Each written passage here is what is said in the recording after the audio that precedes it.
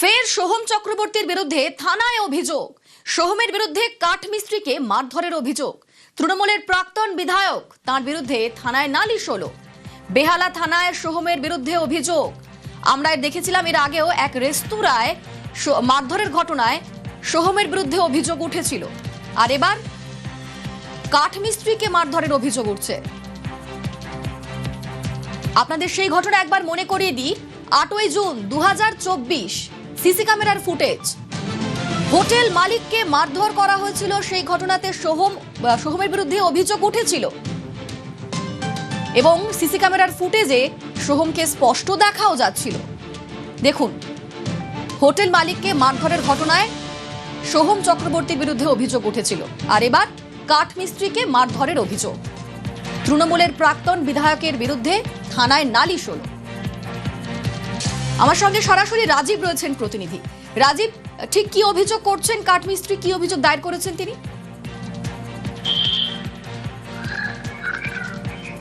অভিনেতা তথা তৃণমূল কংগ্রেসের প্রাক্তন বিধায়ক সোহম চক্রবর্তীর বিরুদ্ধে এক কাঠমিস্ত্রিকে মারধর এবং তার ফোন কেড়ে নেওয়ার অভিযোগ ওঠে।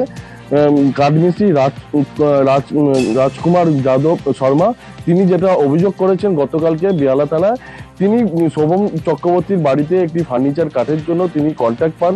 সেই কন্ট্রাক্টে প্রথম তাকে 30,000 টাকা দেওয়া হয় এবং তারপর তিনি ফার্নিচার কাজ যখন শেষ হয়ে যায় তারপর তিনি তখন তার বকেয়া টাকা চান, তখন তাকে আজ দেবো কাল দেবো বলে ঘোরাতে থাকে। গত রবিবার সোহম চক্রবর্তীর সিকিউরিটি গার্ড তাকে ফোন করে ওই বাড়িতে ডাকে এবং কালকে যখন ওই কাঠমিস্ত্রি যখন বাড়িতে যান তাকে সেখানে দীর্ঘক্ষণ বসিয়ে রাখা হয়। তারপর তাকে সে যখন তার বকেয়া টাকা চায় তখন কিন্তু তাকে মারধর করা হয় এবং হুমকি দেওয়া হয়। এর পাশাপাশি তাকে তার ফোন কিন্তু কেড়ে নেওয়া বলে ইতিমধ্যে অভিযোগ জানিয়েছেন এবং তারা লিখিত অভিযোগ জানিয়েছে এবং এই মুহূর্তে যেমনটা জানা যাচ্ছে যে বেহালা থানা পুলিশ তদন্ত শুরু করেছে। বেশ, ধন্যবাদ।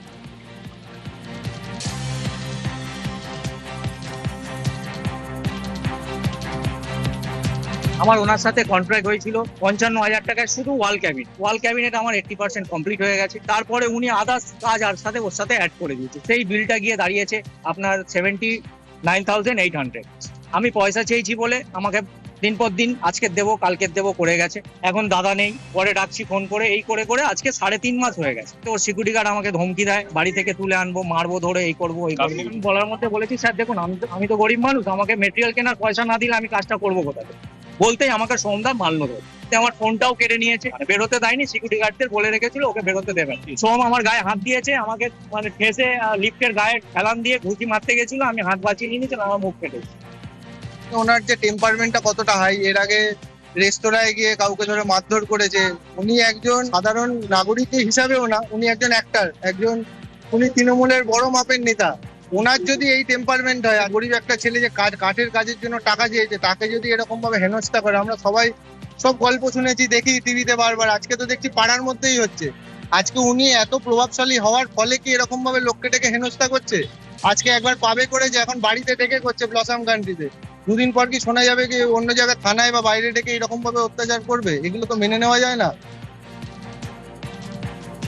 কাঠমিস্ত্রির অভিযোগ আমরা শুনলাম এবং আমরা দেখেছিলাম এর আগেও হোটেলে শুটিং করতে গিয়ে হোটেল মালিকের সঙ্গে বচসা এবং তাকে মারধরের ঘটনায় নাম জড়িয়েছিল সোহমের। অভিযোগ উঠেছিল সোহম চক্রবর্তীর বিরুদ্ধে। সেই সিসি ক্যামেরার ফুটেজ আপনাদের আরো একবার দেখাচ্ছি। আর এবার কাঠমিস্ত্রিকে মারধরের অভিযোগ। আর সোহমের আচরণকে কটাক্ষ করেছেন দিলীপ ঘোষ। তিনি কি বললেন শোনাবো। এর আগেও তো কমপ্লেন হয়েছিল ওনার নাম এই ধরনের ব্যাপারের জন্য। তো একজন সেলিব্রিটি উনিও একদিকে, তারপরে জনপ্রতিনিধি, এ ধরনের কমপ্লেন না আসে সেভাবে সতর্ক থাকা উচিত। সমাজ আপনাদেরকে দেখে, বিশ্বাস করে, আস্থা রাখে, সে অনুযায়ী ব্যবহার। কোনো মিস্ত্রি যদি কিছু করে তার বিরুদ্ধে অন্য ব্যবস্থা নিতে পারবে। নিজেকে এইভাবে না করেই ভালো। টাকা চাইতে গেলে মারবে, তো এই ধরনের লোকজন কেন সমাজে? তারা আবার জনপ্রতিনিধি হবে, চিন্তার বিষয় আছে। হোটেল মালিকের আজব কীর্তি। বনগাঁয় হোটেল গেস্ট হাউসে দমকলের অভিযান। কারণ তারাপীঠ, কলকাতা একের পর এক যেভাবে অগ্নিকাণ্ডের ঘটনায় বিপর্যয় ঘটেছে, তারপর জেলায় জেলায় অভিযান চলছে। এবার বনগাঁতে যখন হোটেল মালিকের কাছে নথি দেখতে চাইলেন আধিকারিকরা, তখন নথির বদলে দালালের ফোন ধরাতে চাইলেন হোটেল মালিক। আপনাকে আমি ইন্সপেকশন করতে মানে কি মনে করছেন আপনি? তাহলে আপনি কেন দালালের ফোন আমাকে দিচ্ছেন? আপনি একটা ওসিকে দালালের ফোন ধরিয়ে দিচ্ছেন।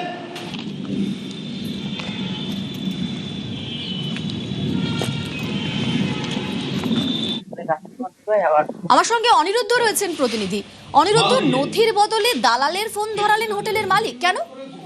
একদমই দেখো অনিন্দিতা, আজ বনগাঁ দমকল বাহিনীর তরফ থেকে বনগাঁতে যে সমস্ত হোটেল রয়েছে, রেস্তোরাঁ রয়েছে, সেই সমস্ত রেস্তোরাঁ এবং হোটেলে তাদের কি কাগজপত্র আছে, অর্থাৎ দমকলের যে নথিপত্র, সেই নথিপত্র আছে কিনা সে বিষয়ে খতিয়ে দেখতে বেরিয়েছিলেন তারা।